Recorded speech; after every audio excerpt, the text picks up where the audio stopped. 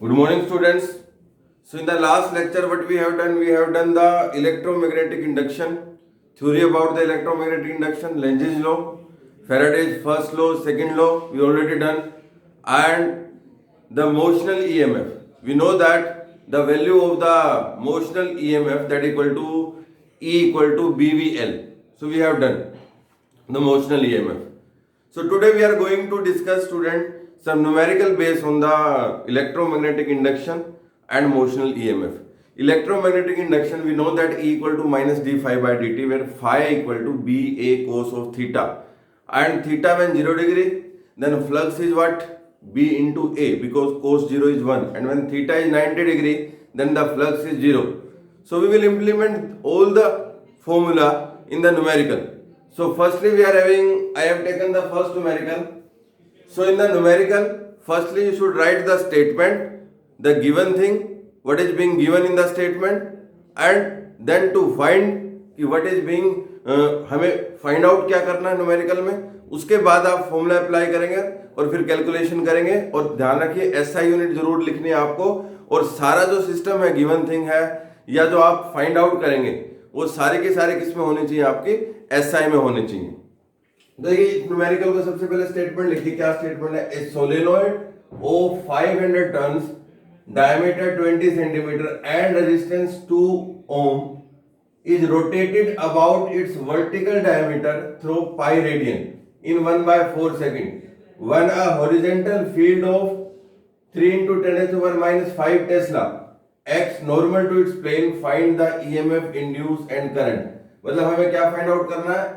Current और induce EMF. और हमें क्या गिवन है? एक सोलेनॉइड है, सपोज कीजिए ये सोलेनॉइड है आपका, और इसकी नंबर ऑफ टर्न्स कितनी है?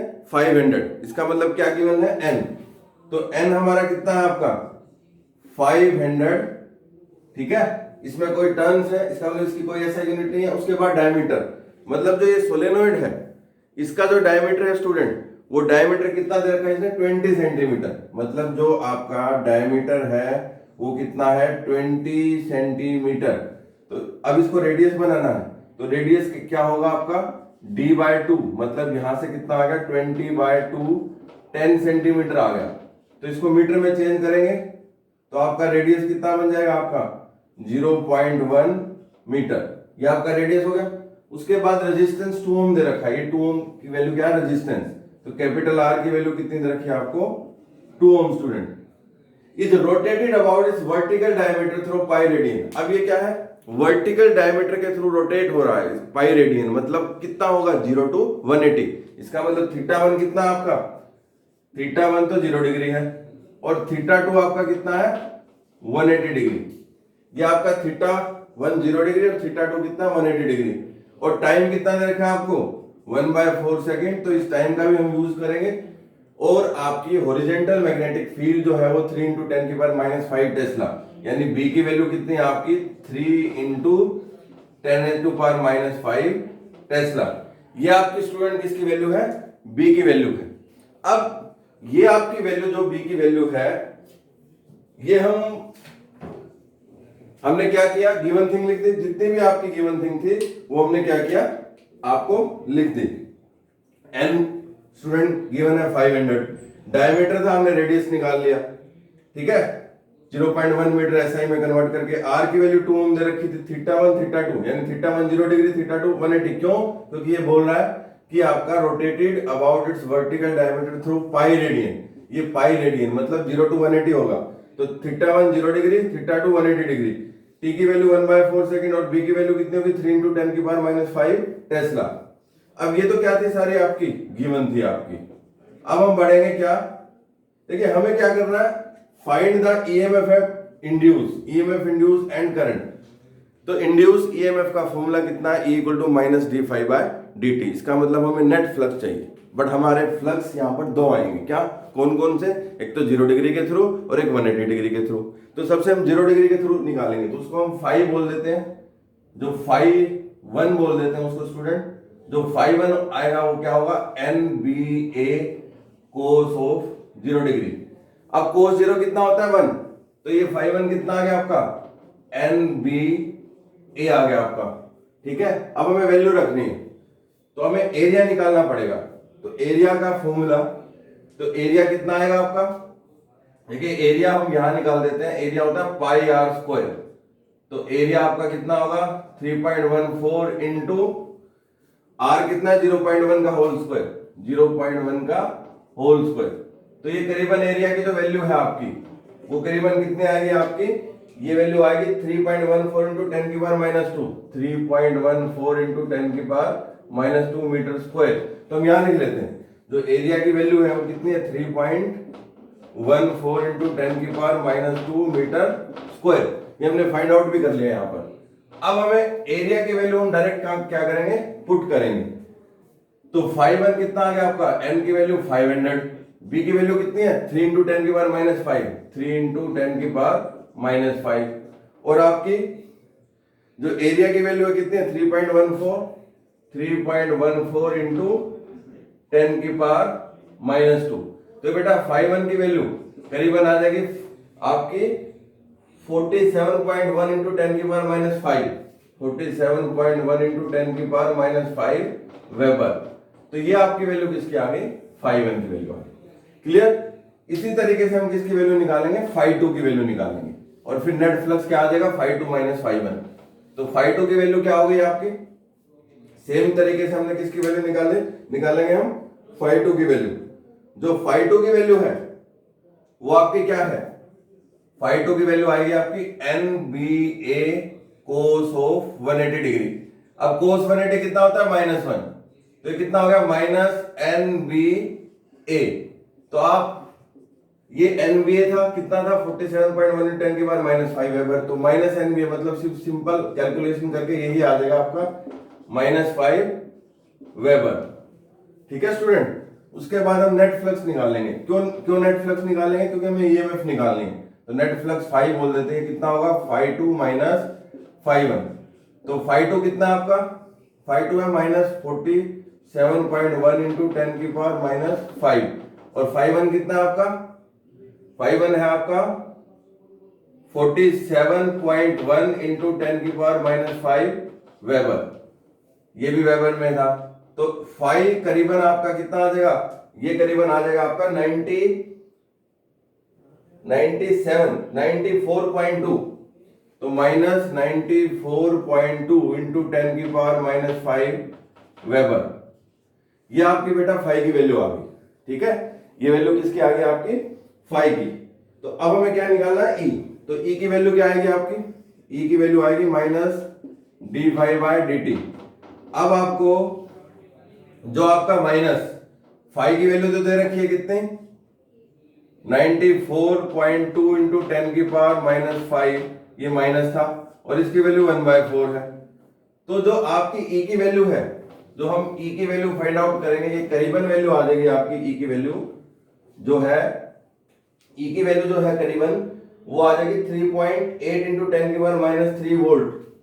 E की वैल्यू 3.8 इंटू 10 की पावर माइनस 3 वोल्ट। जब हम इसमें वैल्यू जब इसको हम आपका कैलकुलेट करेंगे तो E की वैल्यू आपकी जो है वो 3.8 इंटू 10 की पावर माइनस 3 वोल्ट के करीब आ जाएगी। अब पूछिए I की वैल्यू, तो I क्या होगा बेटा, I होगा आपका E/R। E की वैल्यू तो 3.8 इंटू 10 की पावर माइनस 3 है, और R की वैल्यू कितनी दे रखी 2 ओम। तो इसको कैलकुलेट करेंगे तो वैल्यू करीबन आएगी आपकी 1.9 इंटू 10 की पावर माइनस 3 एम्पेयर। 1.9 इंटू 10 की पावर माइनस 3 एम्पेयर। बेटा ये कैलकुलेशन है जो आपको खुद ही करनी है। मैं आपको सिंपल कैलकुलेशन जो है उसके रिजल्ट बता रहा हूं। ठीक है, आपको नोटबुक में खुद ही करनी है आपकी ये कैलकुलेशन। Clear student. तो ये आपका क्या है फर्स्ट न्यूमेरिकल। उसके बाद सेकंड न्यूमेरिकल देखिए। सेकंड न्यूमेरिकल आपका, ये न्यूमेरिकल आपका सीबीएसई में आया हुआ 2017 में 3 मार्क का। देखिए इसमें स्टेटमेंट आपकी काफी लेंथी है और सॉल्यूशन आपका काफी शॉर्ट होगा।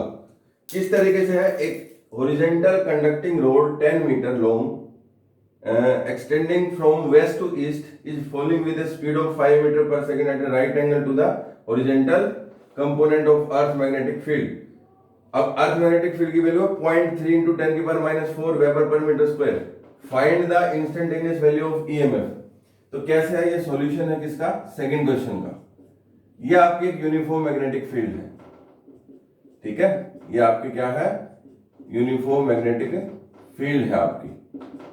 और इसमें हमने क्या किया है, एक horizontal conducting rod 10 metre executing from west, एक हॉरिजॉन्टल यानी ये आपकी हॉरिजॉन्टल कंडक्टिंग रोड है जिसकी लेंथ कितनी है आपकी 10 मीटर, यानी ये जो लेंथ है वो कितनी है 10 मीटर, ठीक है, वेस्ट टू ईस्ट इसकी डायरेक्शन है। और v कितनी है 5 metre per second.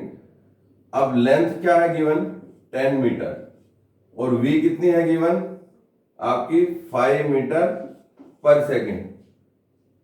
At right angle to the horizontal component of earth magnetic field, v की वैल्यू कितनी गिवन है आपकी 0.3 इंटू 10 की पावर -4 वेबर मीटर स्क्वायर।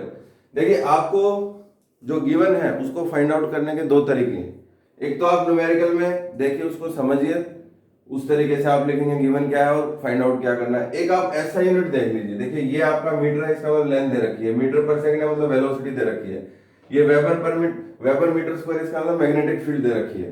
तो हमें अब ईएमएफ निकालनी है, find the instantaneous value of EMF induce in the road में क्या ईएमएफ इंड्यूस होती है, तो उसका सिंपल फॉर्मूला है, ई का फॉर्मूला क्या है BVL, ये फॉर्मूला अप्लाई कर देंगे आप और उसके बाद कैलकुलेशन में कैलकुलेशन का रिजल्ट लिख देता हूं।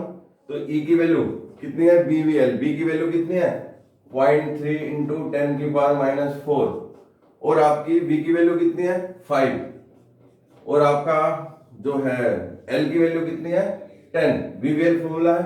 तो इसकी वैल्यू जो करीबन है, ये वैल्यू करीबन आएगी आपकी 1.5 इंटू 10 की पावर -3, 1.5 इंटू 10 की पावर -3 वोल्ट, ये आपकी किसकी वैल्यू आ जाएगी induce EMF in the road.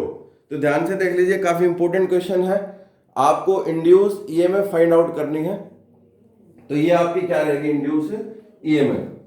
तो इस तरीके के न्यूमेरिकल है student, I will send some extra numerical also based on this फॉर्मूले, दिस फॉर्मूले E इक्वल टू -d∅dt, या फ्लक्स कैसे निकालते हैं, नेट फ्लक्स कैसे निकालते हैं, ठीक है, और आपका जो इंड्यूस ईएमएफ है वो कैसे निकालते हैं, लेंजेज लॉ पे क्वेश्चंस होंगे, या आपका जो मोशनल ईएमएफ है, ठीक है, वो E इक्वल टू BVL है। उसके बाद एक और डेरिवेशन करवाई थी मैंने मोशनल ईएमएफ की, जो रोड आपकी रोटेट हो रही थी, सर्कुलर मतलब घूम रही थी, उसमें मैंने ओमेगा की टर्म में करवाई थी, टाइम पीरियड भी करवाया था, ओमेगा की टाइम पीरियड भी करवाया था मैंने, फ्रीक्वेंसी भी करवाई थी। तो उस पे सारों पे बेस्ड आपको न्यूमेरिकल में क्या करूंगा सेंड करूंगा। So this is the important numerical for the CBSE। Second thing क्या है कि tomorrow student, tomorrow lecture is very very important because tomorrow we are going to discuss some important term, that is your eddy current and its applications and self inductance and the expression for the self inductance of the solenoid। तो ये सारा का सारा हम लोग क्या करने वाले हैं, डिस्कस करने वाले हैं। न्यूमेरिकल थे, आप सारी की सारी न्यूमेरिकल की जो स्टेटमेंट है वो आपकी नोटबुक में लिखिए, स्टेटमेंट को नोटबुक पे लिखने के बाद गिवन थिंग लिखिए जो मैंने पहले ही बता दिया था, और सारे के सारे न्यूमेरिकल आपको, न्यूमेरिकल्स की आपको एक स्टोरेज बनानी है ताकि आप जब एग्जाम से पहले पढ़ें तो आपको जो इंपॉर्टेंट न्यूमेरिकल हैं या फॉर्मूले हैं उन पे डिपेंडेंट जो है वो सारा का सारा आप क्या कर सके, फैक्टर्स को आप अपने अंदर ले सके। So these are very very important thing that we are doing about the chapter that is called electromagnetic induction and alternating current. So student, tomorrow we will discuss the next term of this chapter, that is your eddy current and its application and self inductance, phenomena of self inductance and expression for the self inductance of the solenoid. Okay, thank you.